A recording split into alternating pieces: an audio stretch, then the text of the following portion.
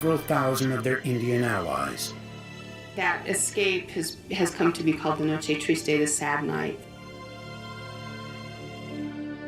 Cortez and a few others managed to escape with their lives. The Spaniards would now destroy the shining city of Tenochtitlan for good. He would begin by severing the lifeblood of the city, the aqueduct. As hundreds of thousands of people within the city's walls were without water, Cortez created a blockade around Tenochtitlan to cut off all outside supplies of food. So the idea of this blockade was to try to make surrender the city by hunger. And the Aztecs had a tremendous resistance, so they couldn't be defeated easily. And what they decided to do is to mount an attack both by land and by sea. For centuries, the lake around Tenochtitlan was a barrier against invaders. But Cortez would find a way around that.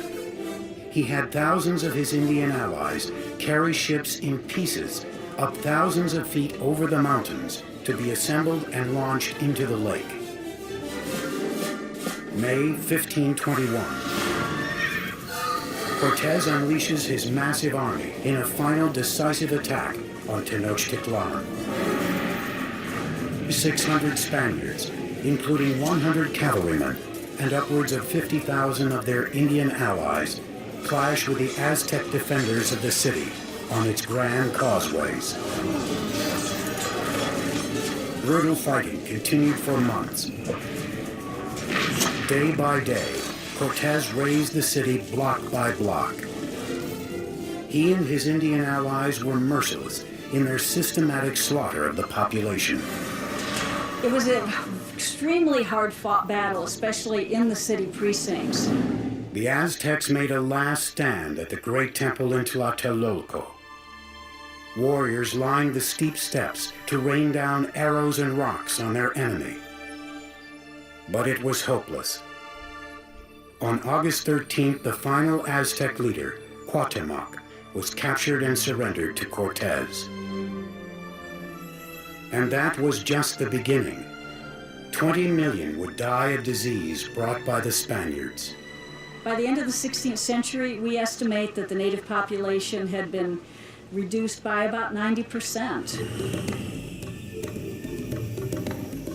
Modern-day Mexico City has been built atop the rubble of the once majestic city of Tenochtitlan. The Spaniards leveled it during the construction of their own colonial capital, even using stones from the great temple to build their cathedral still standing next to the temple ruins. The Aztec Empire had vanished, and with it, a legacy of astonishing engineering achievements. It has become clear from their sophisticated systems of urban planning, agriculture, and waterworks that the Aztecs stood among the most advanced of the world's great empires. The cave temple here at Malinalco is one of the few truly impressive Aztec achievements that the Spanish did not destroy. And stunning sights such as this beg the tantalizing question, if the Spanish had not come, what would not? Deep within the jungle, We're talking about a civilization discovered in the middle of a rainforest. cryptic remains of a lost civilization, one that spanned a continent for more than 1,000 years. They definitely had attributes of the supernatural. They were the ancient Maya. Their rulers filled vast cities with sky-high pyramids, ornate palaces, and lavish plazas. They were masters of their environment. They were very resourceful in figuring out how to harness the energy, creating amazingly sophisticated works of art and engineering, and sustaining a civilization for 1,500 years. Then, after generations of prosperity and innovation, the ancient civilization collapsed, turning bustling cities into ghost towns to be reclaimed by Mother Nature. Centuries later, answers to the mystery surrounding these majestic people and the godlike kings who ruled them tell a story of conquest, ingenuity, and disaster.